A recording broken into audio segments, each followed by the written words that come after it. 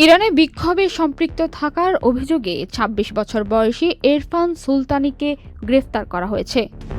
Norway ভিত্তিক human Rights Organization জানিয়েছেন, তার মৃত্যুদণ্ড আজ ১৪ জানুয়ারি বুধবার কার্যকর হতে পারে। এরফানকে গত ৮ জানুয়ারি বৃহস্পতিবার তেহরানের উত্তর পশ্চিমের শহর কারাস থেকে গ্রেফতার করা হয়েছিল।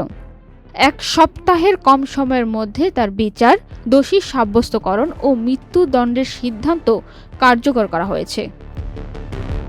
ইন্টারনেট বন্ধ করার আগে কারাজে বিক্ষোভ তুঙ্গে ছিল। এই বিক্ষোভের সময় ইরানে হাজারো মানুষকে গ্রেফতার করা হয়েছে, যার মধ্যে একজন এরফান। আন্তর্জাতিক মানবাধিকার সংস্থা অ্যামনেস্টি ইন্টারন্যাশনাল এরফানের বিষয়ে উদ্বেগ প্রকাশ করেছে এবং বলছে, ইরান কর্তৃপক্ষ আবারও ভিন্ন মত দমন করে দ্রুত বিচার ও নির্বিচার মৃত্যুদণ্ড কার্যকর করতে পারে।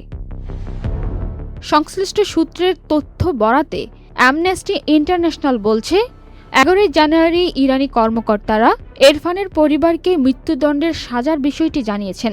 ব্যাপক বিক্ষোভ আর ইন্টারনেট বন্ধ হওয়ায় বৃহস্পতিবার থেকেই তিনি প্রিয়জনদের সঙ্গে যোগাযোগ করতে পারেননি। ইরান হিউম্যান রাইটস গ্রুপ বলছে, চীনের পর ইরানে সবচেয়ে বেশি মৃত্যুদণ্ড কার্যকর করা হয়। গত বছর অন্তত ১৫০০ জনের মৃত্যুদণ্ড দেওয়া হয়েছে। ২০২২ সালের পর ইরানের চলমান সরকার বিরোধী বিক্ষোভ সবচেয়ে বড়। মূল্যস্ফীতি ও আর্থিক দুরবস্থার প্রতিবাদ শুরু হলেও দ্রুত তা রাজনৈতিক রূপ নেয়। ২৮ ডিসেম্বর থেকে শুরু হওয়া বিক্ষোভ দেশটির বৃহৎ অংশে ছড়িয়ে পড়েছে। বিক্ষোভকারীরা বর্তমান শাসনের অবসান দাবি করছেন। নিরাপত্তা বাহিনীর সদস্যসহ অন্তত ২৫০০ মানুষ নিহত হয়েছেন।